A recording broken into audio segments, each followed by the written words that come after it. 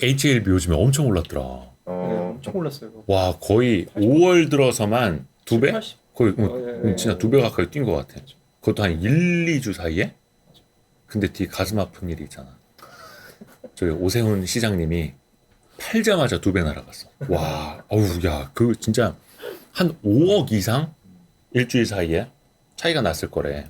그 예전에 오세훈 서울시장이 갖고 있던 주식 보니까 배우자, 그 아내분하고 같이 갖고 있는 게 2022년 기준으로 한 8억 7천만 원 정도 되더라고. 근데 그게 1년 전 기준으로는 갖고 있는 이제 주식 가치만 14억 3천여만 원이었는데 그 많이 떨어져서 한 8억 7천만 원 정도로 떨어진 거야. 근데 갖고 있는 포트를 보니까 뭐 HLB, 신라젠, 셀트리온, HLB 생명과학 뭐 요런 바이오주 위주의 이제 투자자셨던 건데, 요게 그 주식 백지 신탁 제도라는 게 있어요. 특히 공직자들한테는. 그래서 쉽게 말하면 그냥 주식 다 팔아라 이거거든요. 근데 이제 짜증나지. 나는 물려 있는데 기다리면 될 것 같은데 장기 투자하려고 했는데 아니 내가 지금 공직자라는 이유만으로 주식을 팔라니 말이 안 된다 해서 오세훈 시장도 버텼거든요.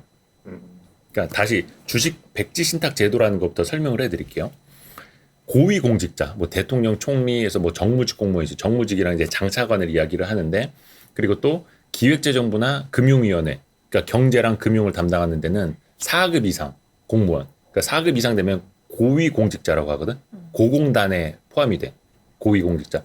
근데 그 사람들은 3천만 원 이상 주식을 갖고 있게 되면은 그걸 2개월 이내에 팔거나 백지 신탁을 하도록 돼 있어. 그러니까 백지 신탁은 이런 하얀 종이로 맡겨라 라는 뜻이에요.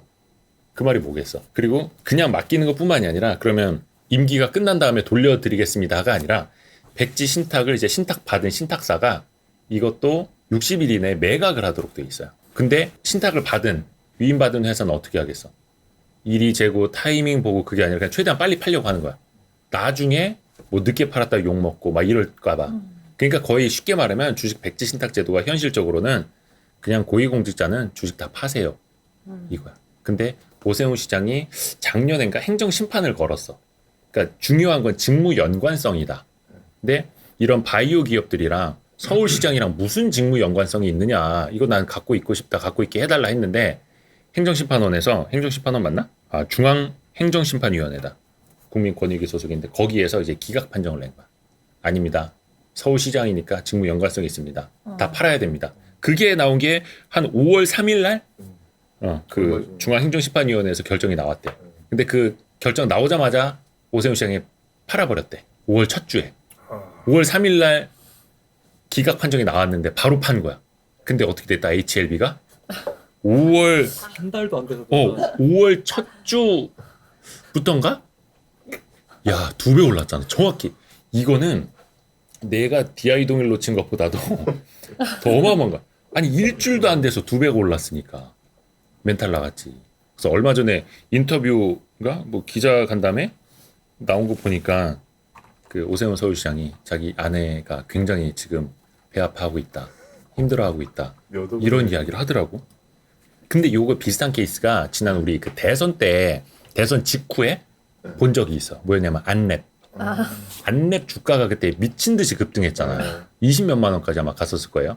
그게 뭐였냐면 안철수 우리 찰스 형이 총리에 기용될 수도 있다라는 이야기가 돌았잖아. 그러니까 총리에 기용되면 뭐해? 주식 팔아야 된다는 얘기야. 그리고 총리는 이해관계가 안 걸치는 우리나라 뭐 기업이 어디 있겠어? 다 걸치니까 무조건 팔아야 된다. 그러니까 안랩도 팔아야 될 것이다. 안랩은 지금 최대 주주거든요.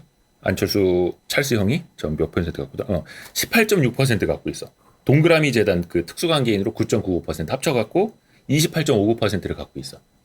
근데 그걸 판대. 즉 최대 주주가 변경된다는 이슈잖아. 그러면서 그때 막 시장에서 이야기가 돌았던 게 뭐 외국 어디 뭐 데이터 보안 기업 인수할 수 있대 막 이런 썰이 돌았거든. 그러니까 주가가 쫙 올랐던 거야. 근데 저 정리 안 할 건데요. 이렇게. 근데 요게 이 제도 자체가 좀 나는 문제가 있다고 봐.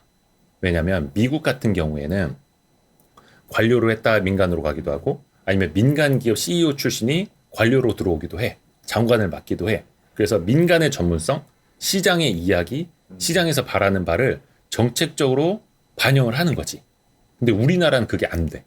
옛날에 한 10년 전쯤, 9년인가 10년 전쯤에 지금 주성 엔지니어링의 황철주 회장님이라는 분이 계셔. 그때 중소기업부였나? 장관으로 이제 발탁이 됐어.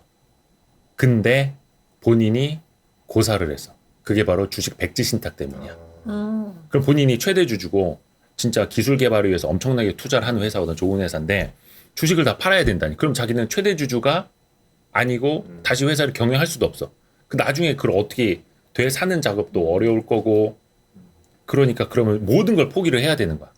그래서 그때 본인이 이건 너무 힘들 것 같다. 나는 그냥 그 자리에 가지 않으련다 하고 고사를 했어. 그래서 그때도 이 주식 백지 신탁 제도를 좀 우리가 고쳐야 되는 거 아니냐 이야기가 나왔다가 그러면 또 뭐 재벌에 대한 특혜고 뭐 경제인에 대한 특혜고 그런 이야기가 나와서 그냥 유야무야 됐었던. 근데 나는 개인적인 생각으로는 이거 고쳐야 되나 봐. 그래서 진짜 기업인들 아니면 금융인들이 전문적인 경험, 전문적인 식견을 가지고 나라에 봉사하면 되잖아. 그 사람들이 뭐 장관 뭐 연봉 얼마나 해야 된다고 그 돈 보고 오겠어? 그게 아니라 그 전문성을 좀 우리가 빌려야 되는데 아직까지 우리나라에서는 그 약간 곱지 않은 시선이 있는 것 같아. 근데 그게 약간 이해상충이 될 수도 있는 게 물론 팔을 안으로 굽는다고 그런 쪽 정책을 만들면 자기 회사에 좋은 쪽 정책도 만들 거 아니야. 그렇죠. 당연하죠. 근데 다만 그거는 뭔가 벽을 하나 쳐야 될 테고 그걸로 인해 생기는 약간 뭐 수익 같은 게 있다면 뭐 사회에 공헌하도록 한다라든지 다른 안전장치를 만들면 되지 그냥 고위공직자 되려면 주식 다 팔고 들어와야 됩니다 하면 누가 오겠냐고. 그래서 참 심심한 위로를 드리면서 그렇습니다.